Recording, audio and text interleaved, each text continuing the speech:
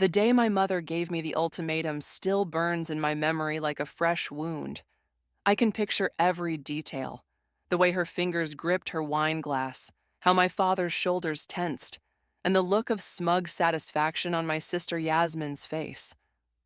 My name is Alina, and 7 years ago, I chose love over family. Not that they saw it that way. It's him or us, my mother declared, her voice cutting through the tension in our family dining room.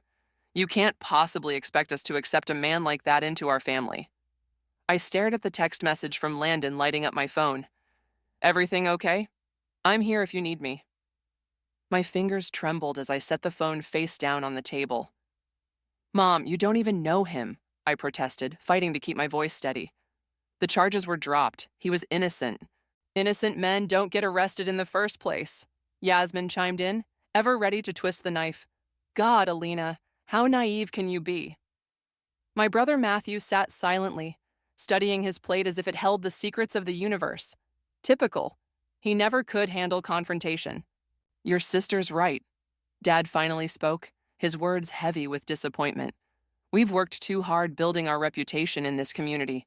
What will people say when they find out our daughter is dating an ex-con? He was cleared of all charges. I slammed my hand on the table, making the silverware jump. He built his company from nothing, and now... Enough! Mom's voice cracked like a whip. She set down her wine glass with deliberate precision. Alina, we're not asking you to choose. We're telling you how it's going to be. End things with Landon or don't bother coming back here. The silence that followed felt like a physical weight on my chest. I looked around the table at the faces I'd known all my life. Mom's stern disapproval, Dad's weary resignation, Yasmin's barely concealed satisfaction, and Matthew's studied indifference. You want me to choose? I stood up slowly, my chair scraping against the hardwood floor. Fine. I choose him. Alina, Dad warned, think very carefully about what you're doing. I have thought about it.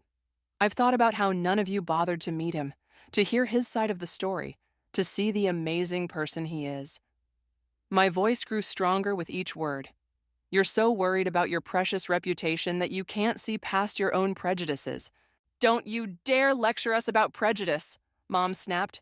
That man, I cut her off, is the person I love. And if you can't accept that, then maybe I don't need this family. Yasmin laughed, a sharp, cruel sound. You'll come crawling back when he shows his true colors.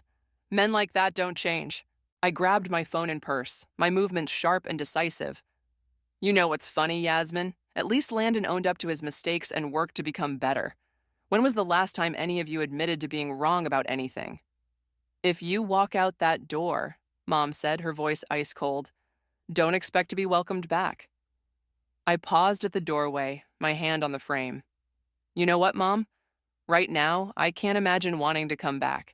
The drive to Landon's apartment was a blur of tears and anger. When I pulled into his parking spot, he was already waiting outside, concern etched across his face. One look at me, and he knew. They made you choose, he asked softly as I fell into his arms. I nodded against his chest, breathing in the familiar scent of his cologne. I chose you. He pulled back slightly, his eyes searching mine. Alina, I can't let you give up your family for me. Maybe if I talk to them. No, I said firmly, wiping my eyes. They made their choice. I made mine.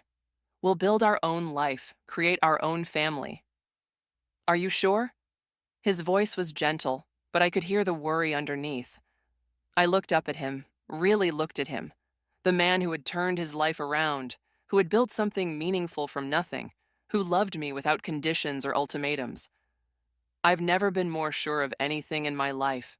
That night, as we lay in bed, my phone buzzed with messages from my family. I turned it off without reading them. The choice was made. The die cast. I didn't know then that this decision would set in motion events that would change all our lives forever. But that's the thing about choices. You never really know their full impact until years later, when you look back and realize that some bridges, once burned, leave ashes that never quite cool. 7 years can change everything. I stood at the floor-to-ceiling windows of our penthouse office, watching the city buzz 40 stories below. My reflection showed a woman my family wouldn't recognize. Polished, confident, successful. The scared girl who drove away from their house that night was gone. "Mrs. CEO," Landon's voice came from behind me. "The board is waiting." I turned to face my husband, straightening my blazer. "Still feels surreal." "You earned this," he said, squeezing my shoulder. "Every single bit of it." The journey flashed through my mind. Our first tiny office, the late nights, the endless cups of coffee. We'd built this empire together, brick by digital brick. "Remember our first client meeting?" I asked as we walked toward the boardroom. "That startup that thought we were too small to handle their security needs?" Landon laughed. "Now they're one of our biggest clients. You convinced them to take a chance on us." "We convinced them," I corrected. "You with your brilliant software, me with my pitch." The boardroom doors opened to reveal 20 faces turned expectantly toward us. My best friend Hazel, our chief marketing officer, gave me a subtle thumbs up. "Ladies and gentlemen," Landon addressed the room. "As founder of SecureFlow, I've made many decisions over the years. But naming our new CEO?" He turned to me with pride in his eyes. "That was the easiest choice I've ever made." The applause felt like validation, not just of my abilities, but of every choice that led me here. After the meeting, Hazel cornered me in my new office. "Okay, Spill, how does it feel to be the youngest female CEO of a Fortune 500 company?" I sank into my chair, finally letting my professional mask slip. "Honestly, it feels like vindication." "Have you heard from them?" Hazel knew about my family. She'd been there through everything. "Not since last year's Christmas card was returned unopened." I pulled up our company's latest press release on my computer. "But this announcement might change that." "You think they'll reach out now that you're successful?" "I know they will." I clicked through our stock prices, all trending upward. Money and status are the only things they truly respect. And when they do. Hazel perched on my desk, her expression concerned. "What then?" Before I could answer, my assistant Sarah buzzed in. "Ms. Alina, your husband's here with champagne." Landon entered carrying a bottle and 3 glasses. "Hope I'm not interrupting?" "Just girl talk," Hazel winked. "Well, this calls for celebration." He poured the champagne with practiced ease. "To my brilliant wife, who took a small cybersecurity startup and helped transform it into a billion-dollar company." "To us," I corrected, raising my glass, "to proving everyone wrong." Later that night, as Landon and I walked home through the city streets, he brought up what we'd both been thinking. "Your family will see the announcement. Let them see it." I stepped over a puddle, my heels clicking on the pavement. Let them see exactly what they threw away. "You never told me what you'd do if they tried to reconcile." I stopped walking, turning to face him under the glow of a street lamp. "Remember what you said when we started the company? Success is the best revenge?" He nodded, realization dawning in his eyes. "You've been planning for this." 7 years is a long time to think about justice. I resumed walking, my stride purposeful. "If they reach out, when they reach out, I'll be ready." "Alina?" His tone carried a warning. "Don't worry," I assured him, taking his hand. "Everything I do will be completely legal, just like you taught me." At home, I stood on our balcony, looking out at the city lights. My phone buzzed with congratulatory messages from colleagues and friends. Soon I knew there would be other messages, different messages. Landon joined me, wrapping his arms around my waist. "Whatever you're planning, just remember, we built all this together. Don't let them take away your peace." I leaned back against him, feeling the steady beat of his heart. "They took away my family. My peace was collateral damage." "We made our own family," he reminded me. "Look at everything we've achieved." He was right, of course. We had everything: success, respect, love. But some wounds don't heal clean. Sometimes they leave scars that itch for resolution. My phone buzzed again. This time it was an email from our PR team with tomorrow's newspaper headlines. "SecureFlow names new CEO, the rise of Alina Simmons." I smiled, knowing that somewhere in the city, my family would be reading those same headlines over their morning coffee.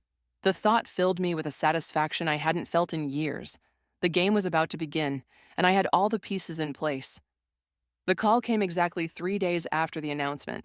I was in my office reviewing quarterly reports when Sarah's voice crackled through the intercom. "Ms. Alina, There's a Yasmin Fuller on line 1. She says she's your sister.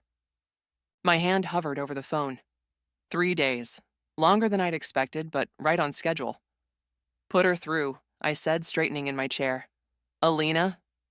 Yasmin's voice hadn't changed. Still that same sugary sweetness that masked a serpent's tongue. It's been so long. 7 years, 2 months, and 16 days. I kept my voice neutral. But who's counting? A nervous laugh. I saw the news. CEO of Secure Flow. We're all so proud. We? I interrupted. And who exactly is we, Yasmin? The family, of course. Mom and Dad, Matthew. We've all been following your success. I pulled up my email, clicking through to a folder labeled Family. Inside were screenshots of their social media posts over the years, their carefully curated lives, never once mentioning me. How interesting, I said. I must have missed all your congratulatory messages along the way. About that. She paused, and I could picture her rehearsing her next words. We may have been hasty in our judgment. About everything. About Landon. Hasty? I laughed, the sound sharp enough to cut. That's what you're calling it? People change, Alina. We've changed, and clearly we were wrong about Landon. Look at everything you've built together. I pressed my fingertips against my desk, grounding myself. Why are you calling, Yasmin? Really? Another pause. I miss my sister. We all miss you. Matthew's getting married next month, and Mom and Dad's 40th anniversary is coming up. It feels wrong not having you there. And the fact that I'm now CEO of a Fortune 500 company has nothing to do with this sudden attack of conscience? That's not fair, she protested. We're family. We were family, I corrected. 7 years ago, when I needed you most. Can't we move past that? Meet for coffee, maybe? Just you and me? The door opened and Hazel walked in, stopping short when she saw me on the phone. I waved her in. You know what? I said to Yasmin. Coffee sounds perfect. Tomorrow, 10 a.m. at Riverside Cafe. Really? The surprise in her voice was almost comical. That's wonderful. I'll be there. After hanging up, I turned to Hazel. Right on schedule. That was her? Hazel dropped into the chair across from me. What did she want? Exactly what we predicted.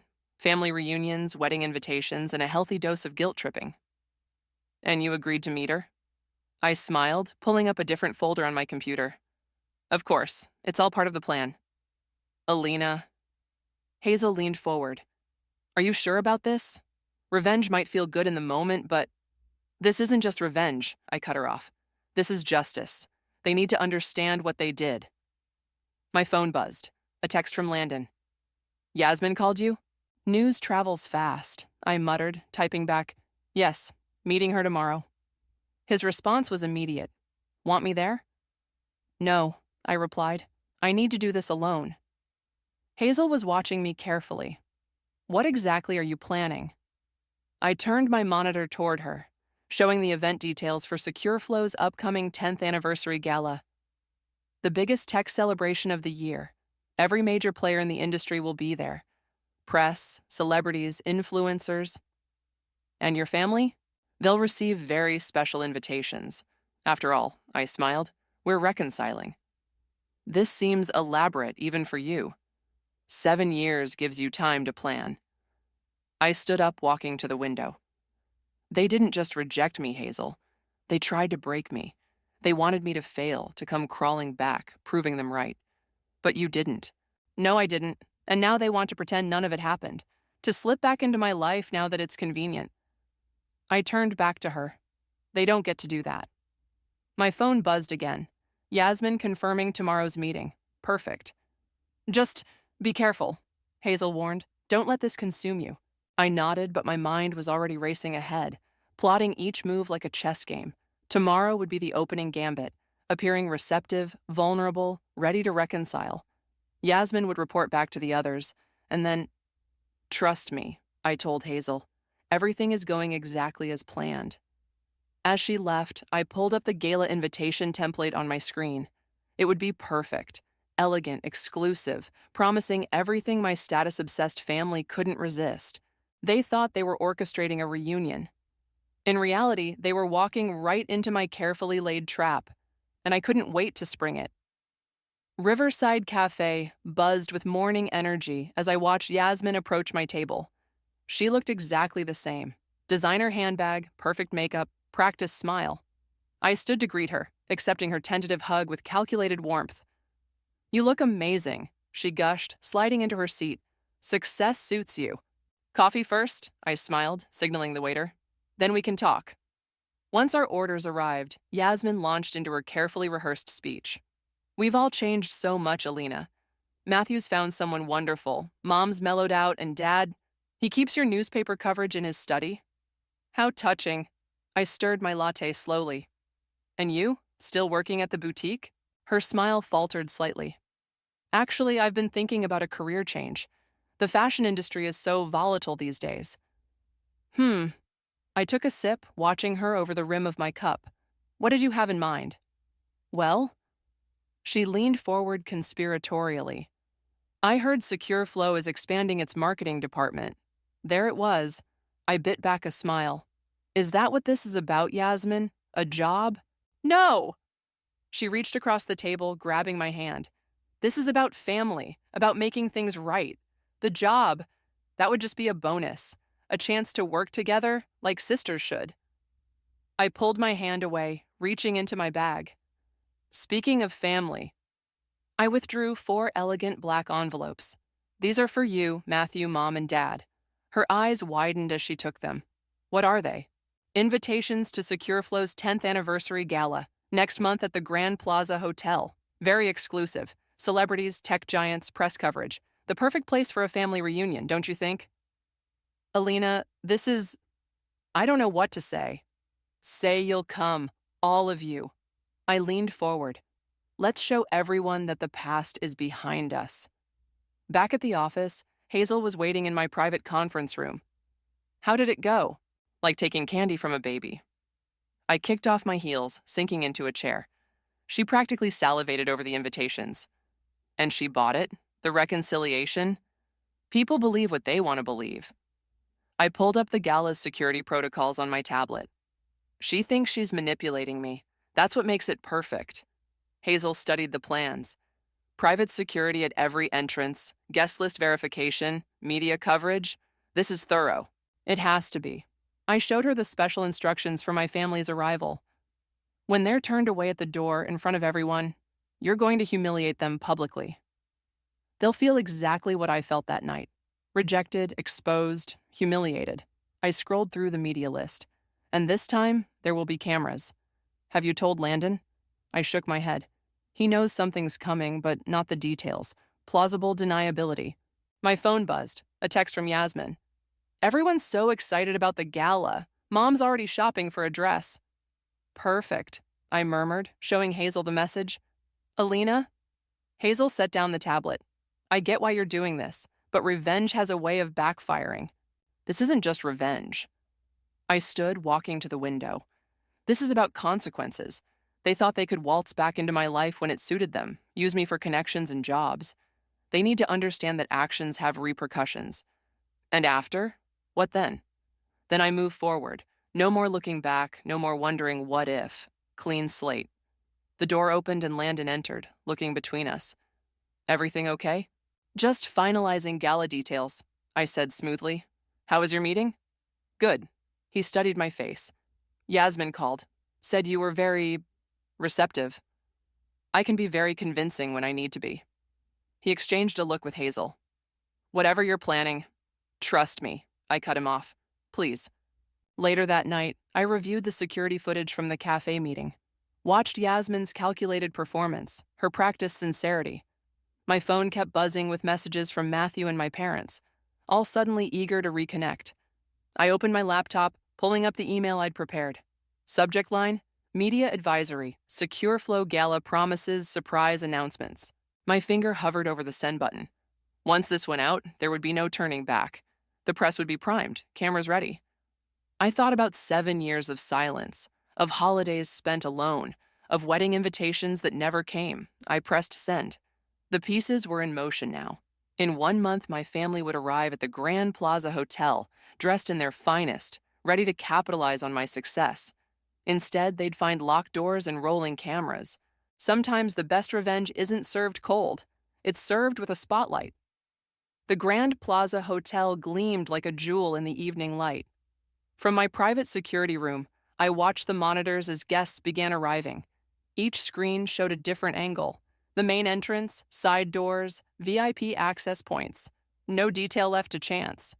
"They're here," Hazel announced, pointing to a monitor showing my family stepping out of a black SUV. My mother emerged first, resplendent in a designer gown. Dad followed, adjusting his bow tie. Matthew and his fiancée, then Yasmin bringing up the rear. "Right on time," I murmured, checking my watch. "Begin Operation Lockout." The head of security, Marcus, spoke into his radio. "All units in position. Commence Protocol 7. I watched as they approached the main entrance, my mother leading the charge like a general into battle. The security guard checked his tablet. "Names, please?" "Lynch party of 5, my mother announced with practiced authority. "We're personal guests of Alina Simmons." The guard frowned at his tablet. "I'm sorry, I'm not seeing those names on the list. There must be some mistake." My mother's voice carried clearly through the speakers. "We're her family." "Ma'am, if you're not on the list, I can't let you in." Yasmin pushed forward. "Call Alina, she'll sort this out." "I'm afraid Ms. Simmons has given strict instructions not to be disturbed." The guard's voice remained professionally neutral. "You'll need to step aside for other guests." The cameras caught every detail: my mother's reddening face, my father's clenched jaw, Yasmin's growing panic. Matthew and his fiancée shifted uncomfortably as other guests began to stare. "This is ridiculous," my mother hissed. "We have invitations." She thrust the black envelope at the guard, who examined it briefly. "I'm sorry, ma'am, but these invitations appear to be invalid." A reporter nearby perked up, sensing drama. "Excuse me, did you say you're Alina Simmons's family?" "Yes." Yasmin jumped in, desperate for an ally. "There's clearly been a mix-up." "Interesting," the reporter cut in, "because Ms. Simmons has publicly stated she has no family." The cameras caught my mother's face crumpling, then hardening. "We are very much her family, and when I speak to her—" "Ma'am." Marcus stepped forward, right on cue. "If you continue to create a disturbance, we'll have to escort you off the property." More reporters were gathering now, phones recording. My family's humiliation was being captured in real time, just as planned. "Alina!" My father's voice boomed across the entrance. "Alina, we know you can hear us." "Should we intervene?" Hazel asked softly. I shook my head, eyes fixed on the monitors. "Not yet." Security began to move in, forming a barrier between my family and the entrance. Guests streamed past them, whispering and pointing. "You can't do this to us." Yasmin was nearly crying now. "We're family." "Family?" I whispered to the screen. Where was family when I needed you? The media was in a feeding frenzy, capturing every moment of their undignified exit. Matthew practically dragged his fiancée away, while my parents stood their ground until Marcus personally escorted them to their car. "Ms. Simmons?" Sarah's voice came through my earpiece. "You're needed for the opening speech in 5 minutes." I stood, smoothing my dress. "How do I look, Hazel?" "Like someone who just won a war." She paused. "Are you sure about this?" They needed to understand. I checked my reflection one last time. 7 years ago, they threw me away like I was nothing. Tonight, they learned what that feels like. The ballroom was packed when I took the stage.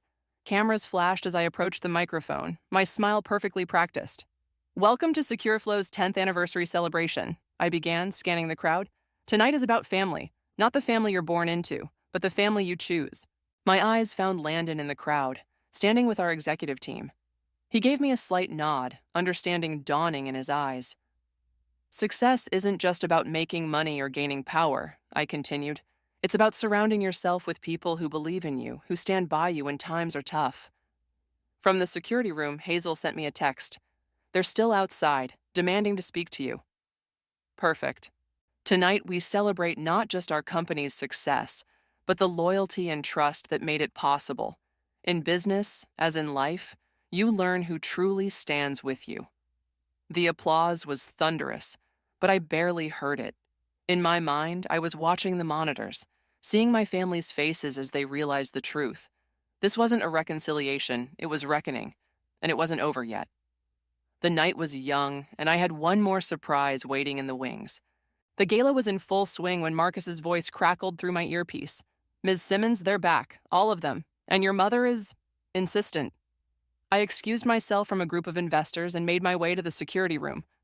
On the monitors, my family had regrouped, this time with reinforcements. My mother's brother, a local judge, was with them. "Let me handle this," I told Marcus, heading for the main entrance. Hazel caught up with me in the hallway. "Are you sure you want to face them?" "Oh, yes." I straightened my spine. "This is the finale." The night air was cool as I stepped outside. Security parted to reveal my family, their perfect appearances now distinctly ruffled. "Uncle Robert," I greeted the judge coolly. "This is a surprise." "Alina," he started, all judicial authority. "This behavior is beneath you. Your mother—" "My mother?" I cut him off. "You mean the woman who disowned me? Who told me I was dead to her?" "That was 7 years ago," my mother interjected. "People change." "No, Mom, people don't change. They just reveal who they truly are." I gestured to the gathering crowd of reporters. "Like tonight, when you thought you could use me for social climbing." "That's not fair." Yasmin stepped forward. "We were trying to make amends." "Really?" I pulled out my phone, scrolling through messages. "Let's see. I heard SecureFlow is expanding its marketing department. Matthew's fiancé would love to intern at your company. Your father's investment firm would be interested in a partnership." I looked up. Those kinds of amends? The reporters' cameras were flashing continuously now. My family's expressions ranged from shock to fury as they realized this was being documented. "You set us up," Matthew said slowly. "The invitations, the reconciliation, it was all a trap." "I learned from the best." I smiled coldly. "Family first, right? Isn't that what you always said, Mom?" "Enough!" My father's voice boomed. "You've made your point. You've humiliated us. Are you happy now?" "Happy?" I laughed, the sound sharp as broken glass. "I was happy 7 years ago, before you forced me to choose between my family and the man I loved. I was happy building a life with someone you deemed unworthy, while you spread rumors about me in your social circles." Uncle Robert tried again. "Alina, surely we can discuss this privately." "No." I stepped closer, my voice carrying clearly to the reporters. 7 years ago, you made me face your judgment publicly. Tonight, you face mine." "You ungrateful," my mother started, but security moved forward. "I think it's time for you to leave," Marcus said firmly. "This isn't over," Yasmin hissed as they were led away. "Actually, it is." I held up my phone. "Everything that happened here tonight, it's already trending on social media. The family karma is quite popular." Their faces paled as realization hit. The society pages they loved so much would be telling a very different story tomorrow. Back inside, Landon was waiting.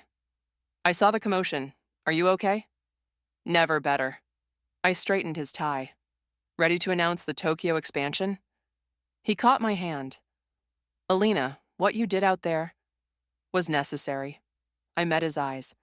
They needed to understand that actions have consequences, that they can't just waltz back into my life when it's convenient. "And now? Now we focus on what matters." I nodded toward the ballroom. Our real family, the people who stood by us. As we returned to the gala, my phone buzzed with a message from Matthew. "You've destroyed Mom's reputation in her social circles. I hope you're satisfied." I typed back, "Like you destroyed mine 7 years ago? Karma's funny that way."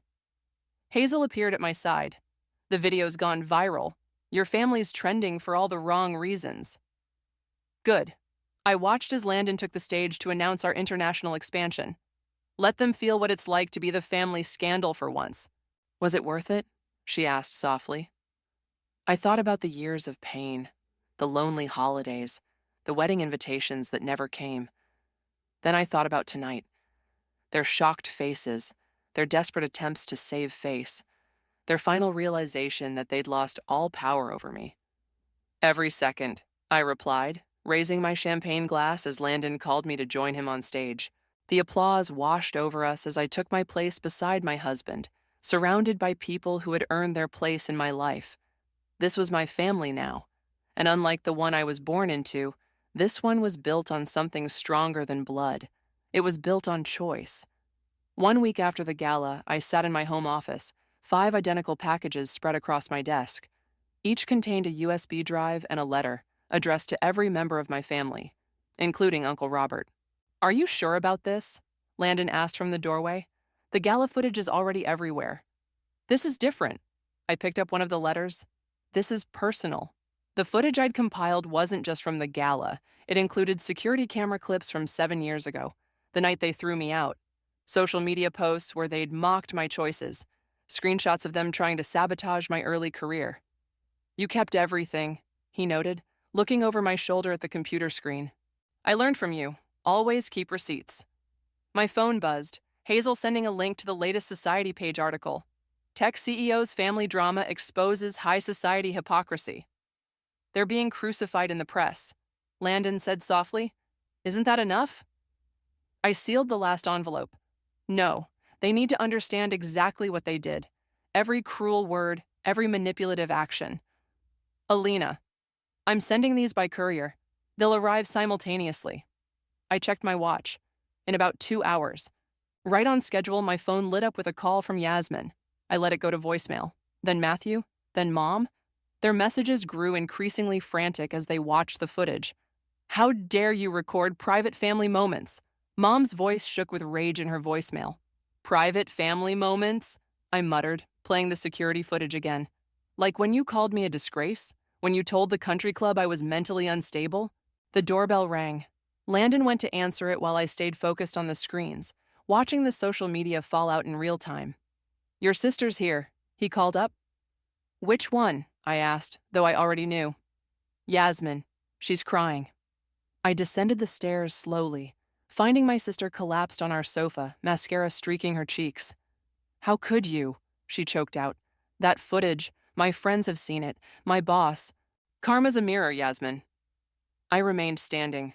"It reflects back what you put out into the world." "I lost my job today," she whispered. "The boutique said they can't have this kind of scandal associated with their brand." "Like when you told my first investors I was unstable? When you sabotaged my early contracts?" She flinched. "That was different." "No, it wasn't." I sat across from her. "You tried to destroy my life because I chose love over your toxic control. Now you're experiencing the consequences." "Mom's had to resign from 3 charity boards," she said quietly. "Matthew's fiance's family is reconsidering the wedding." "Actions have consequences," I repeated, something our family never seemed to understand. My phone buzzed again. Uncle Robert this time. His message was brief. "We need to talk, all of us." "They want to meet," I told Landon after Yasmin left. "Damage control, probably." "Will you go?" I pulled up the final video on my laptop, the one I hadn't included in the packages. Security footage from my office the day after the gala, showing me recording a message. "No need," I smiled. "I've already prepared my response." The video went live that evening on all major social platforms. In it, I sat at my desk, composed and professional. 7 years ago, my family gave me an ultimatum. Them or the man I loved. They thought they were punishing me. Instead, they set me free. Success isn't just about wealth or status. It's about choosing your own path, even when others try to block it. This isn't about revenge. It's about truth, about consequences, about showing that family should lift you up, not tear you down. Within hours, it had gone viral. The comments flooded in, stories of family estrangement, of toxic relationships, of choosing love over obligation. "You've started a movement," Hazel texted. "People are sharing their own stories. Choosing love is trending." I closed my laptop, walking to the window. Somewhere in the city, my family was watching their carefully constructed social world crumble. They were feeling what I felt, exposed, vulnerable, judged. But unlike them, I had built something real. Something that couldn't be shattered by society gossip or family disapproval. My phone buzzed one last time, a message from Matthew. "I understand now. What we did to you. I'm sorry." I left it unread. Some apologies come too late. Some bridges, once burned, should stay ashes. Besides, I had a company to run, a husband who loved me, and friends who had become family. That was worth more than any apology. The autumn wind whipped around me as I stood at my father's grave. The funeral had ended hours ago, but I couldn't bring myself to leave yet. Mom and the others had gone, not acknowledging my presence beyond tight-lipped glances. "I thought I'd find you here," Landon said, appearing beside me. "You okay?" "He never reached out," I said quietly. Even at the end. The headlines from last week flashed through my mind. Business tycoon dies without reconciling with CEO daughter. "Maybe he wanted to," Landon offered. "Pride can be a prison. So can hate." I placed a single white rose on the fresh earth. I thought revenge would feel different. Different how? More satisfying. More final. I turned away from the grave. Instead, I just feel empty. Back at the office, Hazel was waiting with fresh coffee and concern. "The press wants a statement about your father's passing." "No statement." I sank into my chair. Let the silence speak for itself. "There's something else." She handed me an envelope. "Your mother's lawyer delivered this." Inside was a letter in my father's handwriting, dated 3 days before his death. "I can't," I whispered, pushing it away. "Want me to read it?" Hazel offered. I nodded, watching her unfold the paper. "Alina," she began, "by the time you read this, I'll be gone. Pride kept me from saying these words while I could. I was wrong. The night we forced you to choose, we weren't protecting our family. We were destroying it. I watched you build an empire from nothing, proving every doubt wrong. You became everything we claimed to value: successful, respected, principled. But you did it without us, because of us. I'm sorry. Not because you're successful now, but because we failed you then. Your mother won't approve of this letter. Some wounds run too deep to heal, but you deserve to know. I died proud of you. Love, Dad." The office fell silent except for the hum of computers. "Alina?" Hazel touched my shoulder. "He was right," I said, standing abruptly. "Some wounds run too deep." I walked to the window, watching the city below. My phone buzzed. Yasmin trying again. She'd been calling daily since Dad's diagnosis. This time, I answered. "What do you want, Yasmin?" "I'm at the coffee shop across from your office," she said quietly. "Just, please, 5 minutes." I found her at a corner table, looking smaller somehow, defeated. "Dad's letter," she began. "Did you—" "Yes?" "He wanted to reach out so many times." She twisted her napkin. "We all did. But after what you did at the gala, exposed us." "I exposed the truth," I corrected. "Nothing more." "The truth?" She laughed bitterly. "The truth is we were terrible to you. The truth is we deserved everything you did. The truth is, I miss my sister. The sister you had died 7 years ago." "I know." She met my eyes. "But maybe the sister you are now would be willing to get coffee sometimes. No agenda, no family pressure, just coffee." I studied her face, searching for manipulation but finding only exhaustion. "Why now?" "Because Dad's death showed me something. Pride and Prejudice cost us 7 years. How many more are we willing to lose?" My phone buzzed. Landon checking in. I typed quickly. "I'm okay, having coffee with Yasmin." His response was immediate. "Remember, forgiveness is for you, not them." "Coffee," I said finally. "Once a month, just us. No Mom, no Matthew, no pressure." "Really?" Hope flickered across her face. "Really, but Yasmin." I leaned forward. "If this is another manipulation—" "It's not," she interrupted. I don't want to be at another funeral wondering about what could have been." Later, in bed, Landon held me as I finally let the tears come. "You know what's funny?" I whispered. "All that revenge, all that planning. And in the end, Dad's letter hit harder than anything I did." "Because it was real," he said softly. "No games, no manipulation, just truth." "Do you think I'm weak for agreeing to coffee with Yasmin?" "I think you're strong enough to set boundaries without building walls." I thought about Dad's letter, about Yasmin's tired eyes, about the weight of carrying anger for so long. "I'm not forgiving them," I said firmly, "but maybe I can stop letting them take up so much space in my head." "That's not weakness." Landon kissed my forehead. "That's wisdom." Outside, The city lights twinkled like stars. Somewhere out there, my family was dealing with their own regrets, their own consequences.